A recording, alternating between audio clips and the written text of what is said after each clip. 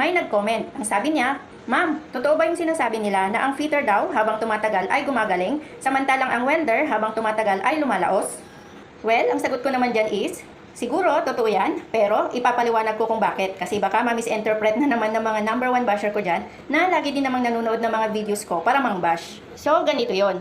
Totoo na ang fitter, habang tumatagal sa trabaho, ay gumagaling sila dahil habang nadadagdagan ang experience nila, mas lalo ding nadadagdagan ang kaalaman nila sa trabaho. Ganon din naman sa welder. Kapag lagi silang naghihinang at na-expose sa iba't ibang klase ng hinangin, mas lalong natututo sila sa iba't ibang paraan or technique sa paghihinang, kaya mas lalo din silang gumagaling. Pero, eto naman ang twist sa pagiging isang welder. Totoo na habang tumatagal kami sa paghihinang, ay mas lalong nadadagdagan ang aming kaalaman.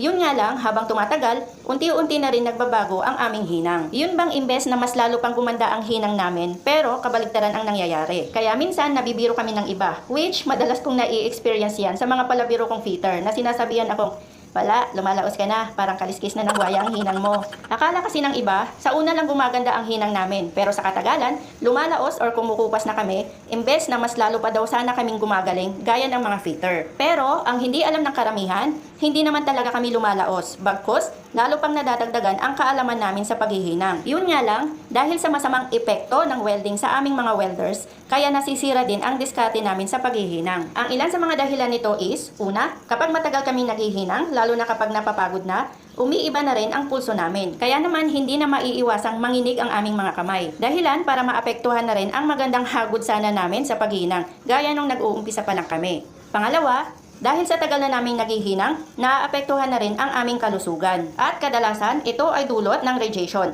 particularly ang ultraviolet at infrared radiation na nakukuha namin habang nagwe-welding na nakakasira naman sa aming balat at lalong-lalo na sa aming mga mata. At dahil madalas nakakalanghap din kami ng mga bad chemicals na galing sa usok ng welding, minsan nadadapuan or nagkakaroon na rin kami ng mga problema sa loob ng aming katawan. Ito ay gaya ng sakit sa baga, hirap sa paghinga, sakit sa ulo, at marami pang ibang sakit na maaaring dulot ng welding. So dahil sa paghina ng paningin, pagkakaroon ng problema sa kalusugan, at panghihina ng katawan, kaya naman habang tumatagal, ang dating galing at ganda ng hinang ng isang matagal ng welder ay nawawala or nababago. At minsan din, yan ang mga nagiging dahilan kung bakit ang ilan sa mga welders ay hindi nagtatagal sa pagiging welder.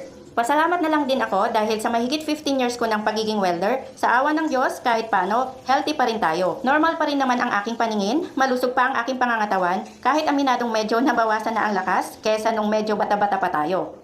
Kaya sa mga baguhang welder dyan, kung gusto pa nating magtagal sa welding at tumagal pa ang galing natin sa paghihinang, huwag abusuhin ang ating katawan. Panatilihin natin ang healthy lifestyle gaya ng pag-iwas or pagbawas